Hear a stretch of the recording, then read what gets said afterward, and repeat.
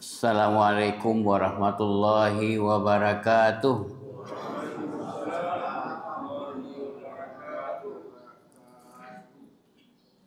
Alhamdulillahilladzi ahyana ba'dama amatana wa ilaihin nusyur.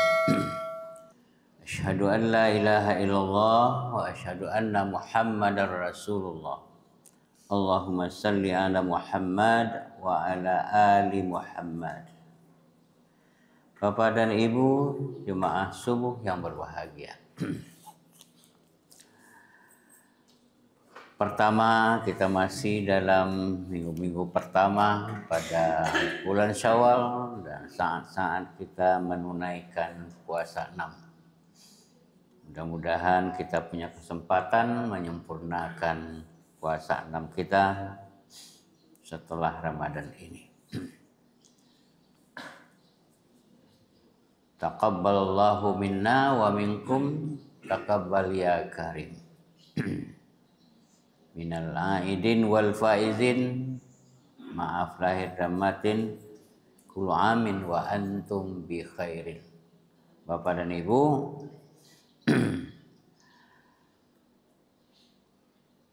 kajian kita pagi hari ini kita lanjutkan surah Al-Baqarah pada ayat 188. Allah berfirman, A'udzubillahi minasyaitonirrajim. Bismillahirrahmanirrahim. Wala ta'kulu amwalakum bainakum bil batil wa tudlu biha ilal hukam lita'kulu fariqam min amwalin nas bil ism wa antum ta'lamun. Sadaqallahul azim. Di dalam bahasa kita wala ta'kulu amwalakum bainakum bil batil, dan janganlah sebahagian kamu memakan harta sebahagian yang lain di antara kamu bil batil, dengan batil yang tidak menjadi haknya. Dan janganlah kamu membawa urusan harta itu kepada hakim dengan tujuan supaya kamu dapat memakan sebahagian daripada harta benda orang lain itu dengan jalan berbuat dosa, padahal kamu mengetahui.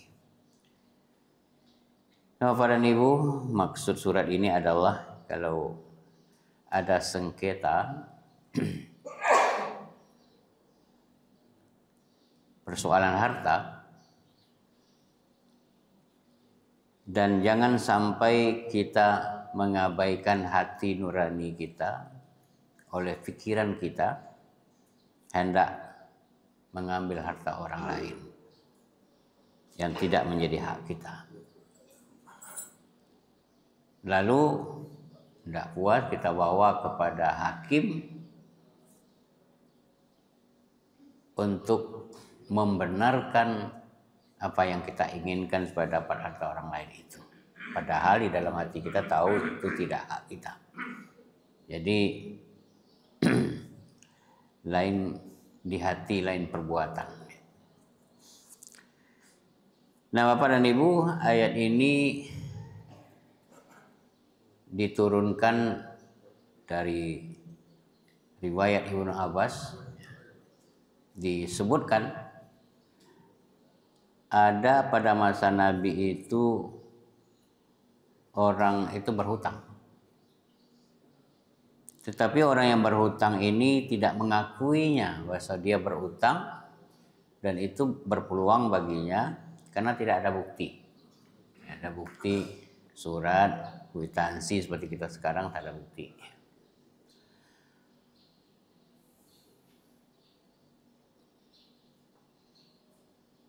Dengan tidak ada bukti itu dia berpeluang untuk membantah. Lalu dia menemui hakim, minta peradilan. Padahal di hatinya tahu, ya, wa antum ta'lamun, kamu tahu, ya. Dalam hatinya dia tahu bahwa ini dia benar berhutang, itu benar milik orang, tapi dia ingin, akalnya ingin untuk mengambil harta itu yang tidak menjadi haknya. Itu yang disebut dengan bil batil. Nah, para ibu, disebabkan peristiwa ini, ayat ini diturunkan, dan di kisah Nabi disebutkan juga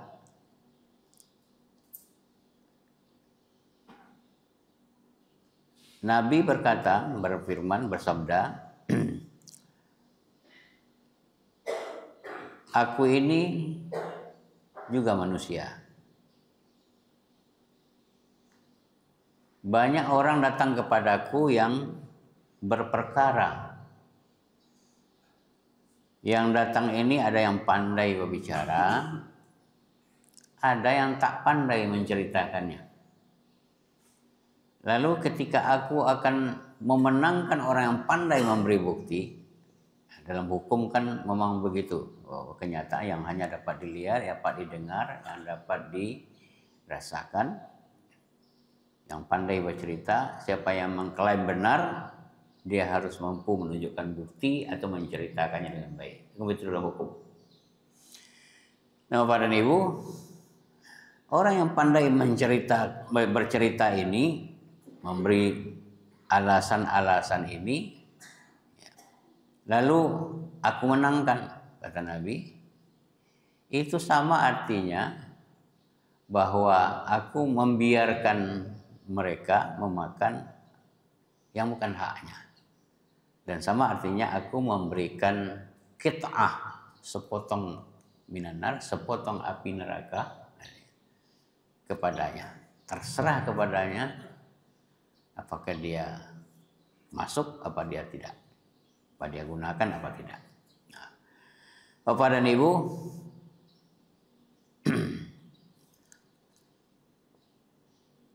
peristiwa ini banyak terjadi sebenarnya di dalam hidup kita sampai sekarang.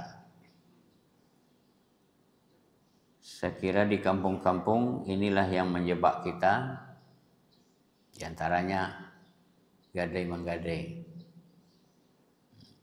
Di dalam Islam menggadai itu ar-rahnu, ya, rahn, menggadai. Kalau yang digadaikan harta pembelian kita, ya tak apa-apalah. Gitu ya. Tapi yang digadaikan ini pusaka tinggi kita pula. Ya. Yang tak milik kita, yang tidak kita ketahui asal-usulnya dengan jelas. Ya, kita menerima dari nenek turun ke mama, dari mama turun ke kapan-akan, dari kapan-akan turun ke cucu. Kita cucu entah keberapa, tidak tahu kita. Dan karena itu di Minangkabau dan pusako tinggi itu tidak bisa dijual dan tidak bisa digadai. Kok dijual tak dimakan Bali, kok digadai tak dimakan Sando, gitu. Tidak bisa dipaksa. Nah, Bapak dan Ibu, saya pernah menangani kasus itu, Bapak dan Ibu.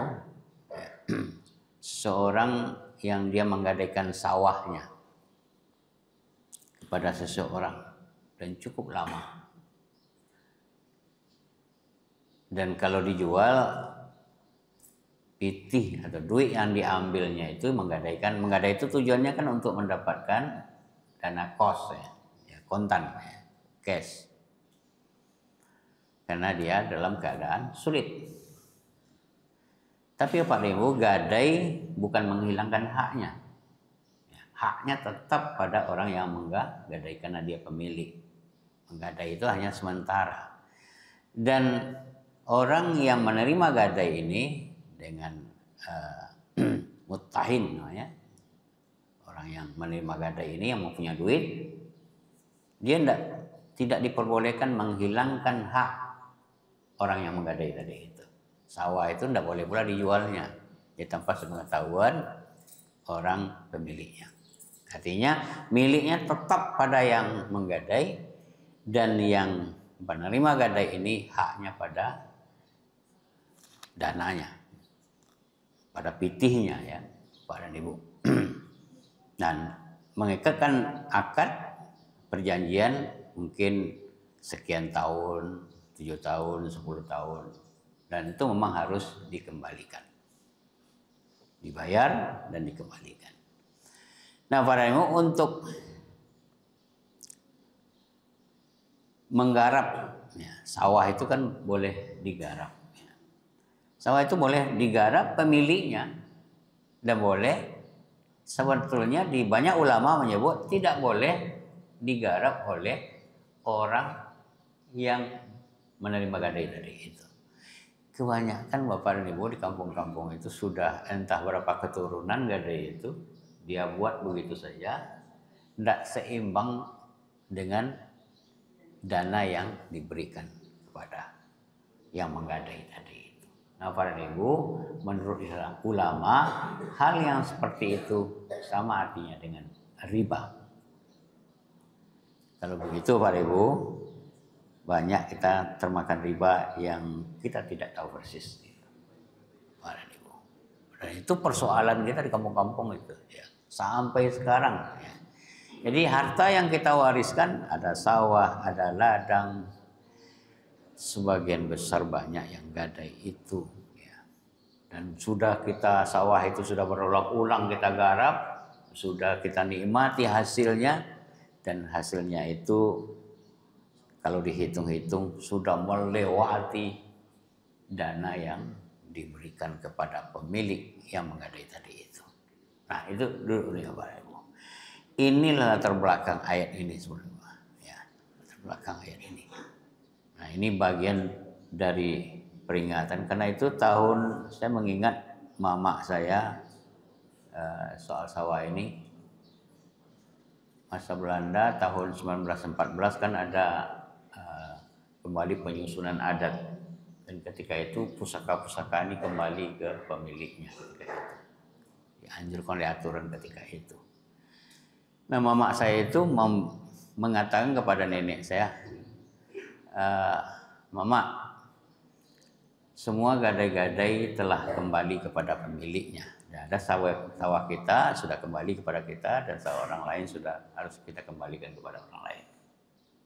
Para ibu, tapi ada juga yang tidak mau mengembalikannya. Nah, ulama juga berbeda pendapat. Ya. Sebelum dikembalikan dana hutangnya tadi, itu belum dapat dikembalikan sawah. Tapi soal menggarap itu perbedaan pendapat ulama tadi. Sebagian besar jumhur ulama mengatakan setuju atau tidak setuju pemilik menggarap itu mendapatkan hasil dari harta gadainya itu sama artinya dengan riba. Isu-isu Syekh Ahmad Khatib Al-Minangkabawi diisukan, ya, pangkal beliau lari, tidak pulang-pulang dari Makkah, itu satu di antara sebabnya. Tapi saya belum yakin juga itu ya. Nah, Bapak dan Ibu, banyak orang Minangkabau itu termakan riba katanya, karena gadai menggadai itu. Ya.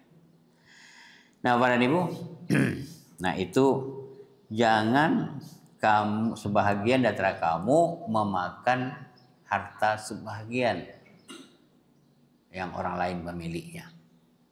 Tidak pasti kita dengan batil. Hati kita mengatakan ini tidak harta kita, tapi otak kita memaksa juga itu harus menjadi milik. Itu persoalan. Jadi perang antara otak dengan hati ini. Ya. Nah, itu buka hati, buka mata, buka telinga, buka pikiran secara luas. Nah, Bapak dan Ibu, kalau sengketa-sengketa seperti dalam cerita Nabi ini, kalau ada persoalan-persoalan seperti itu, diingatkan di sini. Jangan persoalan harta itu dibawa kepada hakim. Kalau mau mendustakan juga, gitu ya. Kalau mau mendustakan juga, jangan dibawa kepada hakim. Bahwa kalau sampai di hakim itu juga manusia.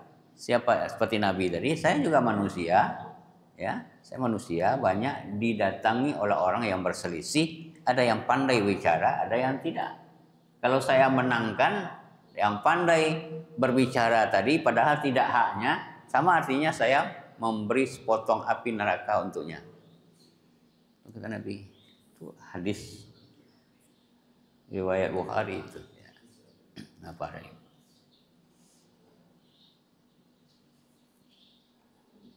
Demikian juga hakim. Hakim itu juga manusia. Dia hanya mendengar klaim tadi, siapa yang mengklaim benar harus mampu dia menunjukkan bukti. Buktinya ada dengan saksi-saksi. Saksi banyak yang, kalau saksi untuk Muhammad itu dicari pula saksi yang bohong-bohong, kan? Pandai berbohong, pandai bicara. Gitu. Ini persoalan. Kalau hakim memutuskan sesuatu dengan bukti-bukti yang mungkin palsu tadi itu, dengan saksi-saksi yang memihak kepadanya untuk kepalsuan itu, lalu dimenangkan oleh hakim, hakim tidak tahu apa yang sesungguhnya di dalam hati mereka itu. Nah, kalau hatinya membenarkan ini memang tidak haknya, tapi dia berjuang juga untuk mengambil, lalu dimenangkan oleh hakim, hakim mendapat pahala ijtihadnya itu. Tidak berdosa hakim itu. Yang berdosa itu adalah orang yang berbohong tadi itu. Itu yang dimaksud akhir ayat itu adalah wa antum ta'lamun. Padahal inyo tahu, kamu itu tahu, ini bukan milik saya. Tapi nafsunya mengatakan ini seharus saya ambil surat al-amal di tangan saya.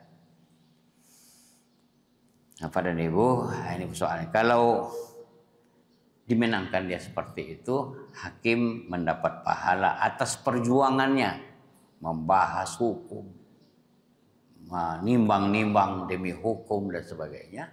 Hakim itu berpahala. Tapi yang sesungguhnya yang menanggung risiko itu adalah orang yang berperkara, yang dimenangkan, yang tidak miliknya itu. Karena dia tahu wa antum ta'lamun. Nah, Bapak dan Ibu, ini adalah pesan bagi kita.